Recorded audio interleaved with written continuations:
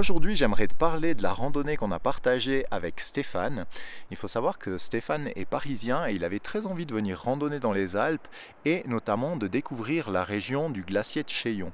Donc on a co-créé ensemble un parcours et tu vas voir dans les images que finalement c'est le même parcours qu'on avait fait avec Bruno quelques semaines auparavant, mais tu verras que cette randonnée, elle est dans des conditions qui sont complètement différentes. Hello, c'est Nicolas du site lebonheurmaintenant.com. Tu sais, depuis l'âge de 7 ans, j'adore crapahuter dans ce paysage de montagne, et quand il s'agit de le partager avec toi, ben c'est un grand plaisir. Et quand en plus, comme avec Stéphane, on peut passer du virtuel au réel et vraiment partager un moment sur ces sentiers, sur ces sommets, ben c'est d'autant plus agréable.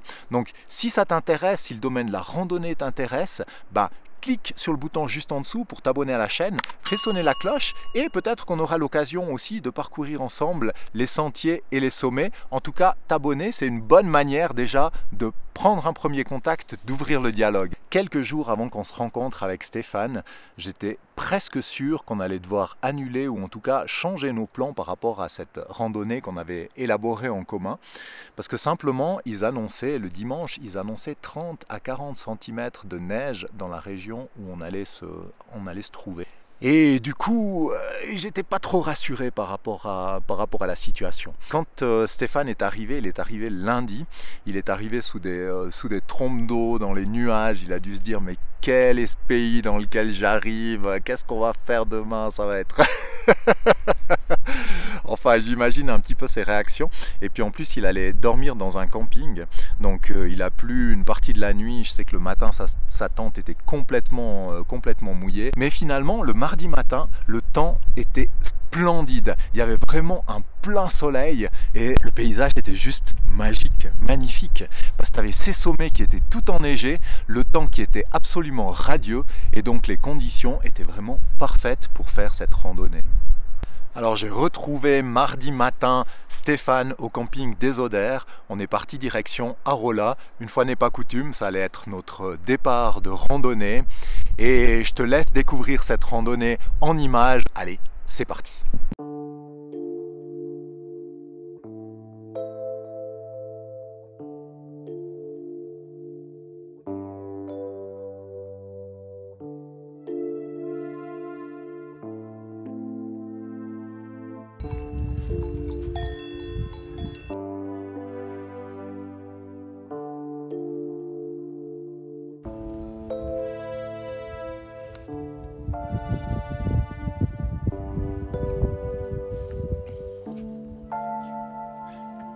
Et voilà, c'est reparti sur les sentiers. Voilà Stéphane qui m'accompagne dans cette randonnée du jour. Et notre objectif, c'est d'aller voir les sommets sous la neige. C'est le premier jour de l'automne aujourd'hui. Comme on va monter quand même au-dessus de 3000, on va voir un petit peu ce qu'il y a par là-haut. Ce sera la découverte. Ah voilà, c'est mieux. Cool. Donc si tu as envie de venir avec nous, bienvenue.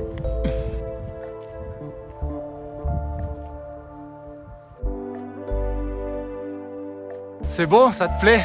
Je suis ravi. Ouais. Je suis ravi que tu m'aies invité avec toi. Ah écoute, c'est un vrai plaisir. Un vrai bol d'oxygène. Ah ouais.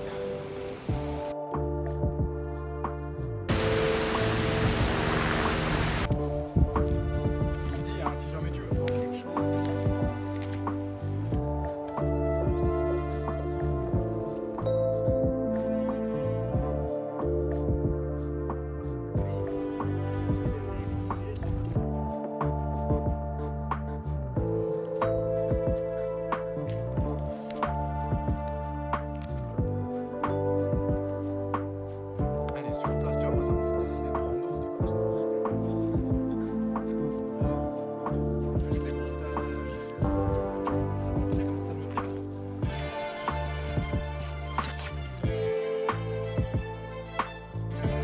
Alors, comment c'est? C'est fabuleux.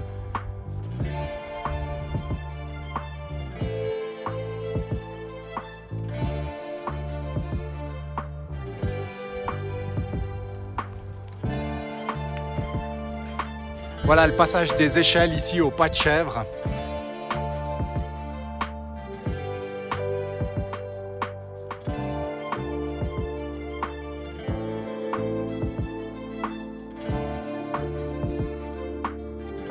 Avec Stéphane qui maîtrise super bien le sujet. C'est top. Et une magnifique vue ici avec la neige sur les sommets. Waouh! C'est vraiment un paysage fantastique, quoi. Une journée magnifique. Il y a une petite couche de neige comme ça rend le milieu un peu plus difficile. Pas choisi la balade la plus facile, hein.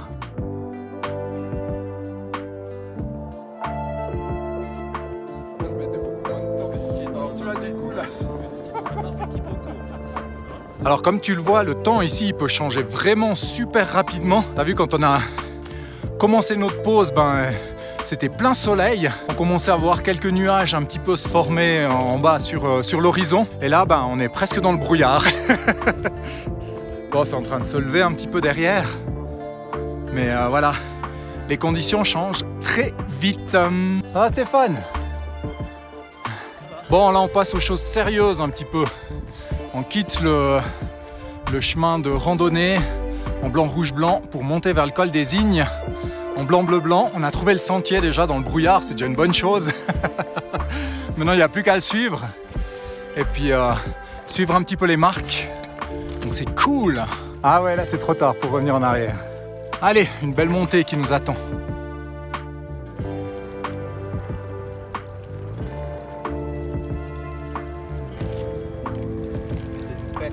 Et voilà, c'est à nouveau tout dégagé. Ça c'est impressionnant hein, comme ça change d'un moment à l'autre. Des nuages, du brouillard, ensuite nouveau le temps tout dégagé. Donc voilà, on progresse ici dans la montée. Avec la neige, c'est un terrain un petit peu délicat, un petit peu glissant. Mais c'est cool. Ce qu'on appelle du terrain mixte. Quand même pas à ce point. Il y a Stéphane là qui galope en tête. Allez, on lâche rien, on continue.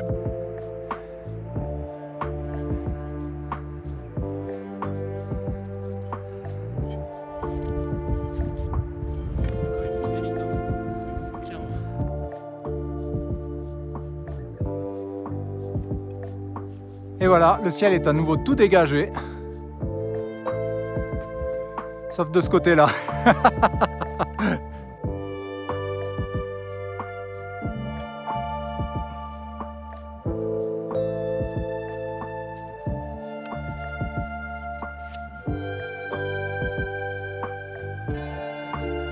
Ouais.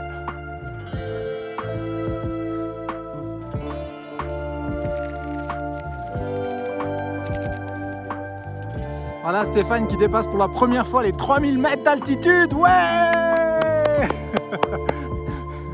C'est top. Bon voilà, finalement on va s'arrêter ici juste en dessous du col des Ignes qui est juste un tout petit peu plus haut pour planter notre tente. On a trouvé un endroit où il y a plein de cailloux, mais comme il y a de la neige, on va tasser un petit peu ça et je pense que ce sera juste top pour dormir là. On est à un petit peu plus de 3000. Donc Stéphane, c'est la première fois qu'il va dormir. Non seulement qu'il est monté à plus de 3000 mètres, mais en plus qu'il va dormir à plus de 3000 mètres. Donc c'est top. Et là, on profite vraiment de cette belle lumière. Une lumière incroyable ici. Il y a le soleil qui est en train de se coucher derrière les montagnes. Et puis avec les nuages qui dansent tout autour, là, ça fait juste un jeu magique.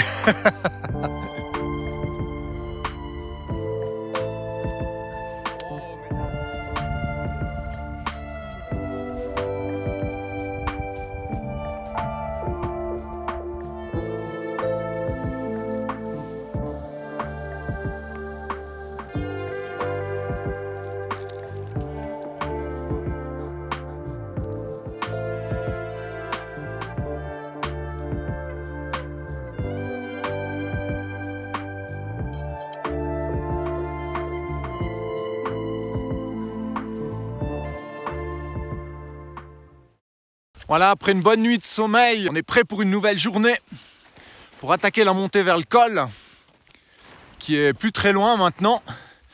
Là, on est ravis de reprendre un petit peu d'exercice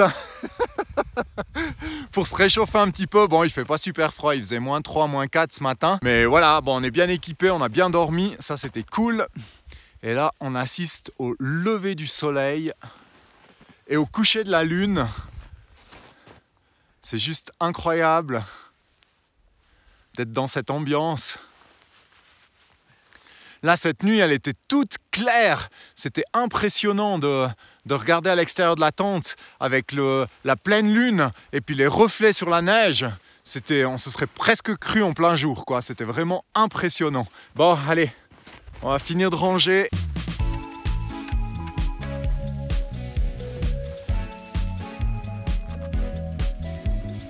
Et puis commencer cette montée.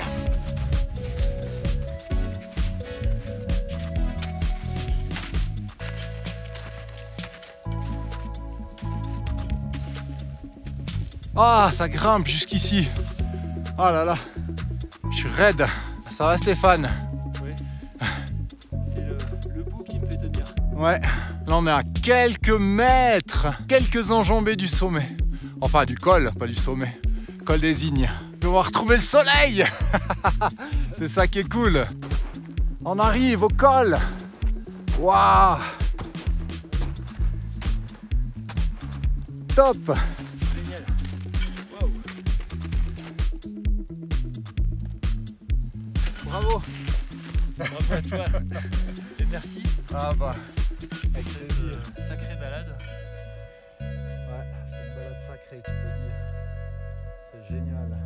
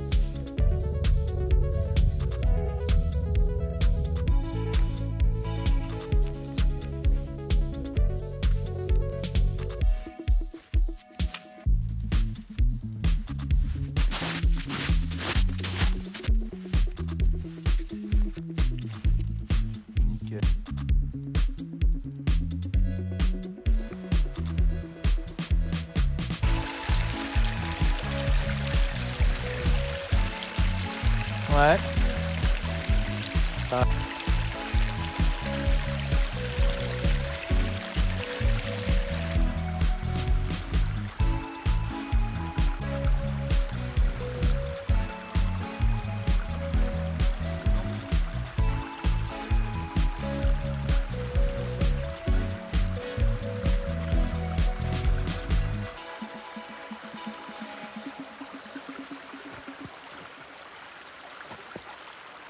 Bon voilà, on retrouve un terrain un petit peu plus dans le pierrier.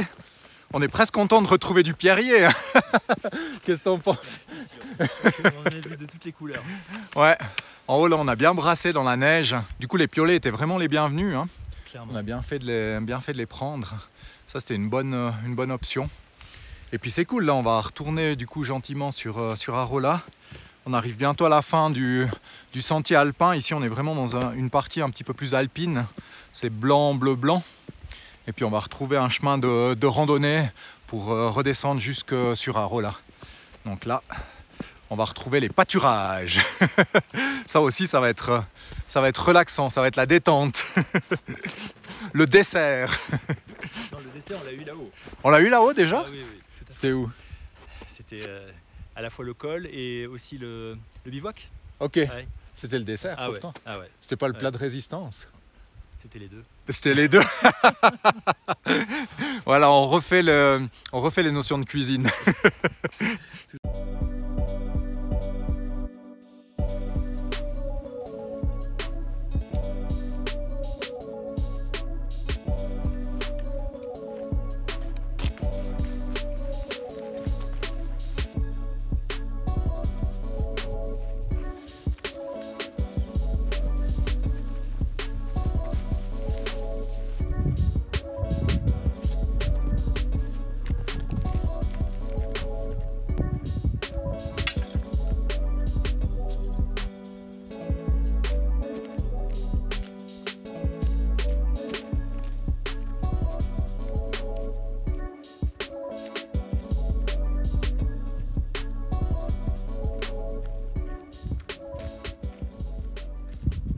Voilà, j'espère que tu as apprécié cette randonnée autant que Stéphane et moi l'avons appréciée. C'est vrai que c'était une sortie absolument magique. Personnellement, c'est une des plus belles randonnées que j'ai faites, je pense. Mais je voulais tout de même te mettre en garde par rapport à ce genre de randonnée qui est de la randonnée déjà un petit peu plus alpine, tu vois, dans un terrain un petit peu difficile, rendu en plus d'autant plus difficile avec la neige. Ce qu'il faut savoir, c'est que Stéphane, c'est quand même quelqu'un qui a l'habitude de faire ce type de randonnée, même si c'est la première fois qu'il montait à 3000 mètres. D'ailleurs, tu peux le féliciter en commentaire, c'était la première fois à 3000 mètres, et non seulement c'est la première fois qu'il montait à 3000 mètres, mais on a fait un bivouac en plus à 3000 mètres. Donc vraiment, je pense qu'il mérite des félicitations par rapport à ça. Mais ce que je voulais dire surtout, c'est vraiment de savoir ce que tu fais quand tu te lances dans ce type de course, d'avoir le matériel nécessaire, d'avoir l'expérience nécessaire. Je te parle souvent de la montagne comme mon terrain de jeu. C'est effectivement un terrain de jeu à partir du moment où tu sais ce que tu fais. Et ça, c'est vraiment important et je tenais à le rappeler, surtout par rapport à des courses comme ça. Quand tu vois des images comme ça paraît vraiment génial, mais quand tu te trouves sur le terrain, des fois dans des conditions qui peuvent être difficiles, tu as vu la météo, elle peut changer très rapidement. Ça peut vite devenir critique, donc assure-toi de toujours bien savoir ce que tu fais et de t'équiper correctement. D'ailleurs, en parlant d'équipement, comme tu l'as vu dans la vidéo, Stéphane avait des chaussures basses et c'est vrai qu'elles n'étaient pas super bien adaptées finalement à la situation. Alors, je l'avais mis en garde avant, je lui avais vraiment conseillé de prendre des chaussures hautes. Il m'avait dit qu'il n'y avait pas de souci, qu'il avait l'habitude de randonner dans la neige avec des chaussures basses. Voilà, c'est pour ça qu'on est parti comme ça. Mais c'est vraiment un point qui peut vite devenir critique. Et je pense qu'à posteriori, tu me diras Stéphane si t'es pas d'accord avec moi, mais je pense qu'à repartir, certainement que Stéphane partirait avec des chaussures hautes, parce qu'on était quand même à moins 4 degrés au bivouac.